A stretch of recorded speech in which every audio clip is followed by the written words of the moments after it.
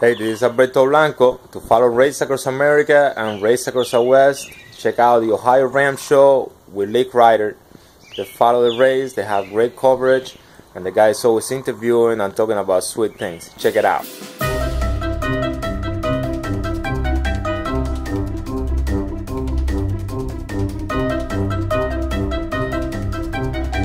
Thank you, Alberto, for that introduction. We appreciate it a great deal. Alberto probably about this time is in Cuba visiting the land of his birth. He came to the United States as a 19-year-old, and with the new opening that has happened, we are very excited for him that he can go back home and see some of his family there. Alberto probably spent the most time wearing some kind of device to overcome Schirmer's neck during the Race Across America of anyone. I don't know if it's a record or not, but it was really an amazing achievement that he made it across the country after wearing this crazy piece of equipment. And this is a show about cycling and ultracycling, brought to you 3 times a month on the 7th, the 17th, and the 27th of each month. It is sponsored by the first 2 time stations in Ohio, time stations 41, Oxford, Ohio, and time stations 42 in Blanchester, Ohio. These time stations operate 24 hours a day during the time the race is passing through Ohio. We have 24-hour food, 24-hour fuel, and most importantly, 24-hour fans. So if you come through our area at 3 o'clock in the afternoon or 3 o'clock in the morning, there'll be people there to greet you, assist you with any of your needs.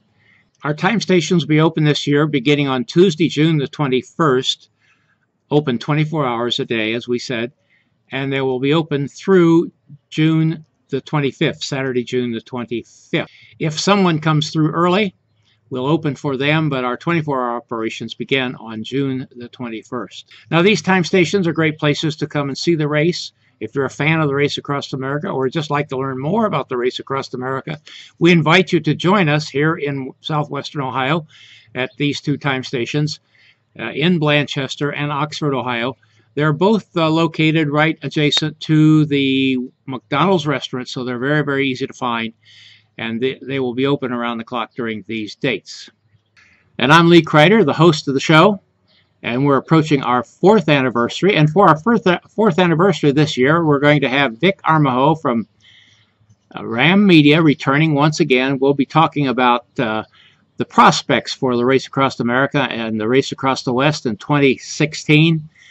See what's going to be the most interesting things to watch. Of course, there'll always be something different than we expect, but we're looking forward to have Vic on the show.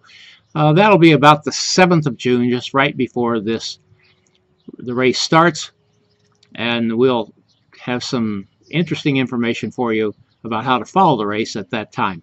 Today's show, we're going to go to California with Robert DeCou, who is racing as a solo male, and he is racing as a part of the 3,000 Mile to a Cure team. We know about 3,000 Miles to a Cure. We've heard about them before. They've been prominent in the Race Across America, and he is supporting them this year, or they're supporting him, whichever way you want to call it.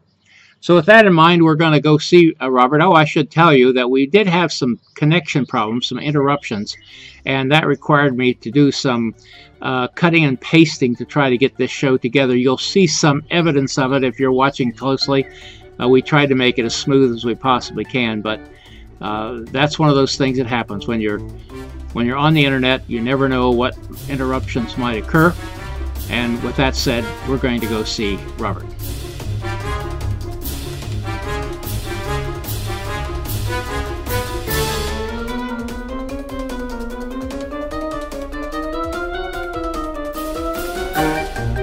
Well, welcome to the OhioRAAM show, Robert. We're glad to have you here with us, and you're scheduled to ride in the Race Across America 2016 as a solo. Is that correct? That is correct. Starting June 14th. June the 14th, and we'll be looking for you here in Ohio to give you a little boost as you come through.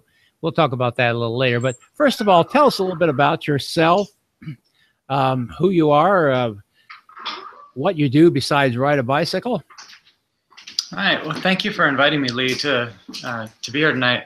I grew up in Port Angeles, Washington, so it's a small town up on the Olympic Peninsula. Beautiful place to grow up, and just really enjoyed the outdoors up there. There's a lot of it's right in the Olympic National Parks. I got really into running and did my undergrad in Pacific University in Oregon, and that's where I got into trail running. I had a psychology professor, Mark Bodemer, who was an ultra athlete, and I started slowly getting up the mileage, and I would hear these stories from him about running through the national parks and running through these different places, and I was fascinated by but I never thought I'd be an ultra athlete. I was, it was exciting to hear about, but I was like, I'm not that person who runs through the night or does these things. And as I got a little older, I got the opportunity to move back home after college.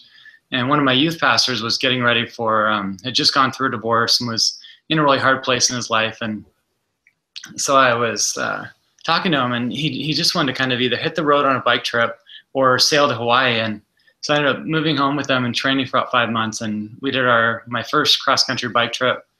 So I ended up taking the northern route and spent 40 days on the road and just had a really incredible time doing that. And the next year I got back. And then you did this cross-country trip with your pastor, is that correct?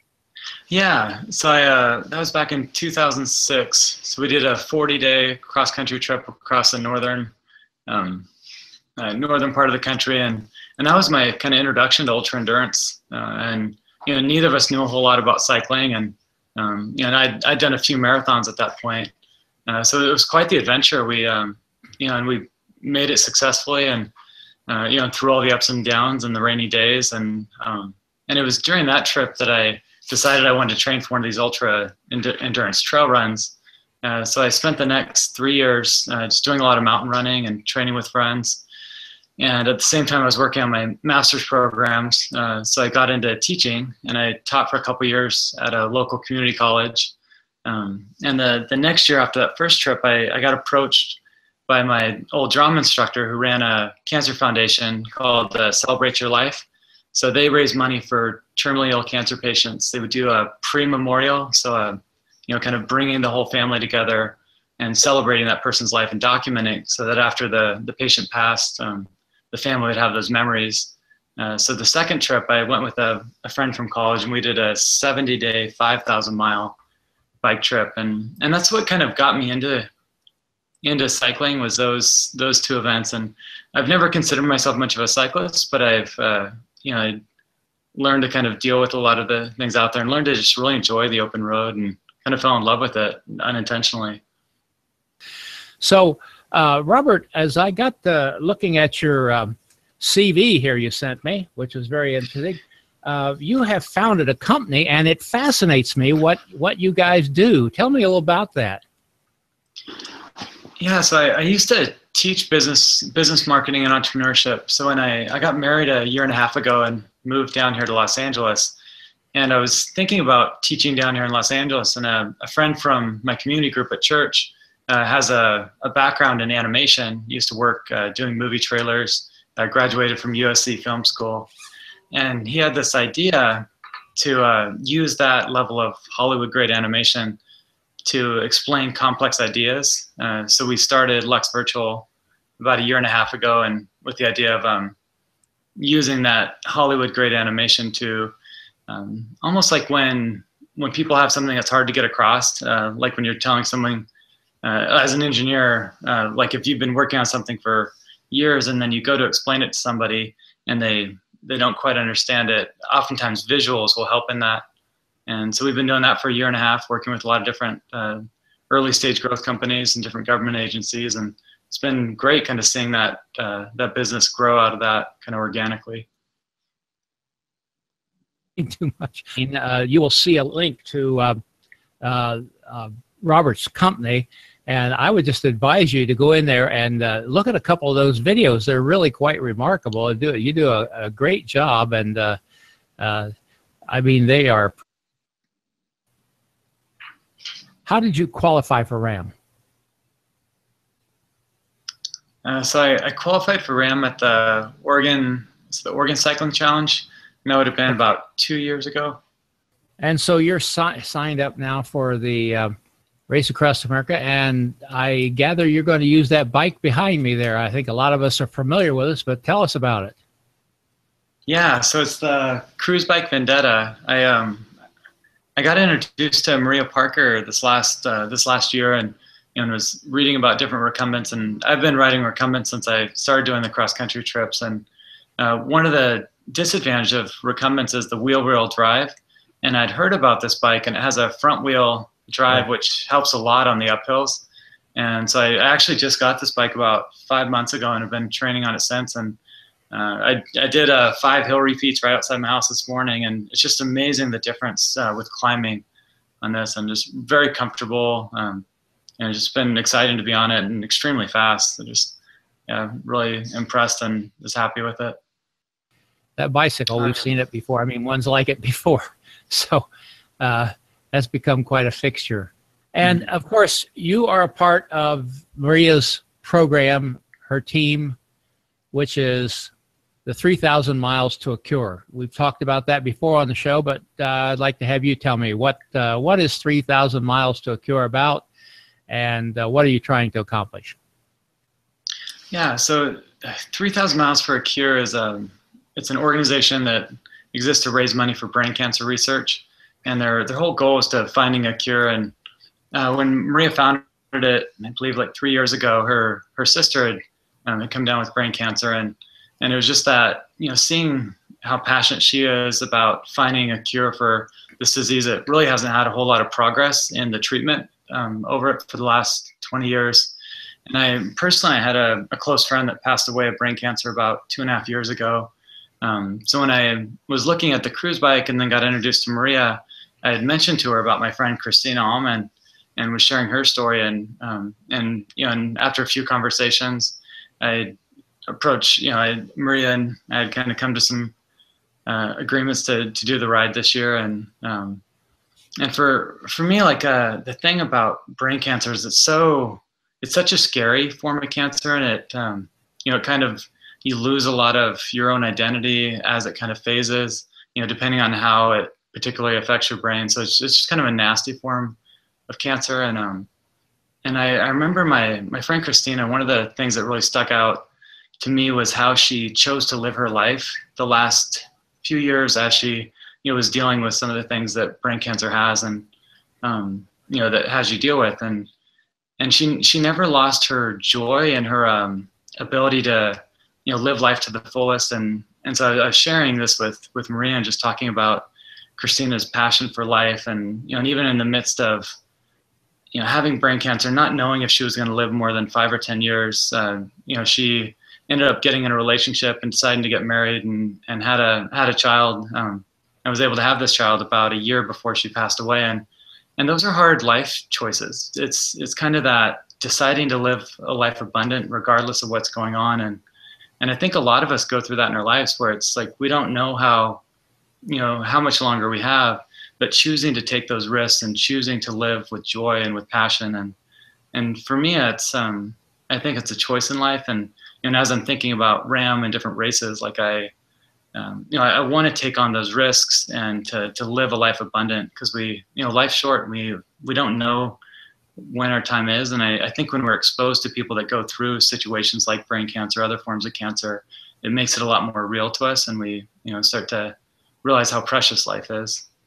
With that in mind, we were talking about just before we went on the air. Now, this is being recorded in January, and I'll probably play back, I don't know, March, April. I'll have to look at the schedule. But last evening or 2 nights ago at the president's last State of the Union address, cancer is uniquely non-political. It doesn't worry about whether you're a Democrat, Republican, liberal, conservative, black, white, you name it. It'll attack anybody. And I have a passion because of my own personal experience with that kind of thing, Robert. And let's hope that this initiative that's being started, Vice President Biden has been putting, if the Republicans do take the White House, they will keep that ball going. And I'm on my soapbox now, Robert, and I'm going to stay there for just a minute. I'll get back to you. On the PBS Evening News Hour tonight, they did was of the National Institute of Health, and he gave the remarkable statistic on cancer research that's submitted is funded. That means that for every research that's being done, there are 4 ideas out there that somebody has that's not being pursued because there's just not enough money. And of course, government has a big part of that pie, but what we're doing here with 3,000 Miles to a Cure, Robert, adds to that pie. And you're particularly interested in brain cancer, but I think people recognize as we solve one problem, it often gives us a lead or an answer to another, one of those killer cancers that we hope we can eradicate someday. You are raising funds for 3,000 Miles to a Cure, and tell me about how I would go about contributing to that cause, Robert.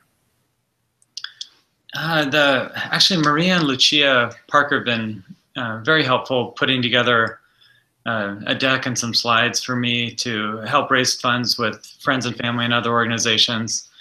So most of my friends and family, I send it out as a link on my personal email, and then I have a site to go to. It's pretty long, so maybe if I send that to you as a link and you could post that to this video. You do that, and what I'll do is if it's a very long link, I sometimes I'll put it up here on the screen, and okay. I'll probably do that. But also, if you're watching this show on the OhioRAAMshow.com, let me click on myself, not because you want to see me, but down at the bottom there is the OhioRAAMshow.com website. If you're watching the show there, right below the video, we'll have a link that you can click on. It'll take you to what Robert's going to talk to us about. If you're watching the show on YouTube, if you're watching it on one of the sites that embed the show as on our playlist, it should be near the top by the time you look for it. And there'll be that link there that you can do that. Okay, now, so you have a place, you broke up there. That goes directly to the fund, correct? Yes, that goes directly to the fund. And actually, if they want to go to just the 3,000 Miles to a Cure website, and they have the donation page right there.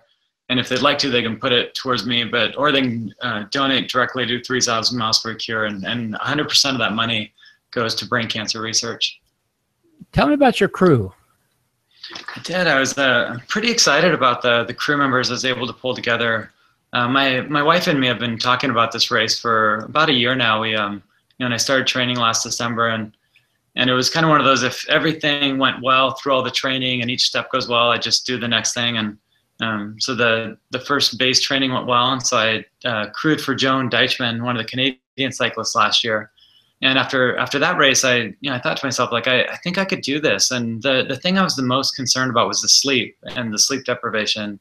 And watching the way that Joan did the sleep and how she managed her crew, she's just so good at it, and just such a great athlete and an incredible person to be around. And so it was very encouraging to be a part of that, and to see how she would wake up in the morning and was just struggling waking up and getting up and then getting on her bike, but she did it and just pushed through it. And I thought to myself, I was like, oh yeah, I can do that. Like, I can see myself struggling with it, but getting myself on the bike and moving, having trouble that first hour and then doing all right. And so as soon as I got back from that, I reached out to a lot of my friends, a lot of my ultra runners, and people who have different expertise. And I sent out some letters and had such a good response. And so I have some of my trail running friends, Chris and Tyler Clemens, who I've done a lot of marathons and some ultra runs with. Luis Escobar is likely to join us. He's got some scheduling things he has to look at, and he's, for me, was one of those legends of the trail running sport 3 years ago that I had always wanted to meet, and now to spend time with them and to go to different events with them. It's been great to get to know him. A couple of my old training partners up in Washington, Jack Church and Kyle Downs. There's one of the ladies coming along, we call her Superwoman. I think she's 6, I shouldn't say her age. She's about double my age, and she can still often beat me in marathons. So unbelievable. She probably does 6 to 10 marathons a year, 1 or 2 Ironman. Just an incredible person to be around, and just very joyful. And then I have a nurse coming along the first 2 to 3 days to make sure I get through the desert and the hills. A great massage therapist I've known for a dozen years. I got a mechanic actually off Jones' team, so it's Jamaica from Jones' team, and yes, I know who you mean. Yeah, Jamaica Lambie. He's a great guy. And yeah, well, so my wife, and then my wife Kristen, my mother-in-law Holly Cunningham's coming along, my uncle Jim and Tatsi from my wife's side. So just it's just a great group of friends and family, and the highlight for me is actually my 9-year-old niece Madison's coming along. Oh, and she's been joining me for ultras since she was about 2 years old. So she's been at so many of these pivotal events in my life, and so just very excited to have her around.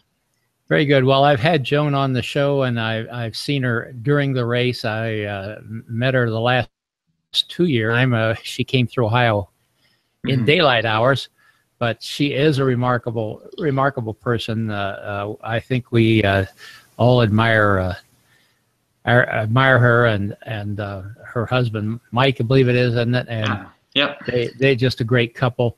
They moved to Boulder, Colorado just recently, I think, and they seem to be really enjoying the Colorado lifestyle. I don't know who doesn't. Yeah. So, Robert, we want to thank you for being with us tonight, taking time out. We want to wish you well. We'll be sure to let people know as well as we can about 3,000 miles to the cure. If anybody's been around this show very long at all, they've heard about 3,000 miles to a cure, and they'll probably hear more of it off and on. We feel like if every time a breakthrough in cancer research is made in one area, it gives information that often bleeds over into other areas. And so we hope that people will support you, and that we'll move Maria and 3,000 miles to a cure on toward their goal. We thank you for being with us. Well, thank you very much, Robert, for your time, and we wish you well on the race across America. We wish you a safe trip, and we wish you a very successful trip. We want to thank all of those of you who have watched the show. We appreciate all of you. We especially thank those of you who have supported the show in so many ways, who have been guests on the show, those of you who share the show on your social media.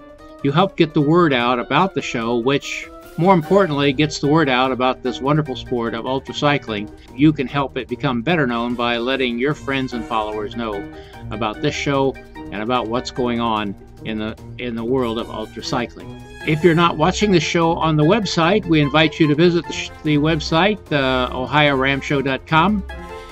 There you'll find archives of all the previous shows that we have done. You'll find links there to the time station schedule that exists across the country. You'll find links there to the Race Across America rulebook, links to other things that you'll find helpful as you pursue your interest in ultracycling and the Race Across America. We appreciate all you do for this sport, and with that, we're going to say goodbye. Music by Kevin MacLeod.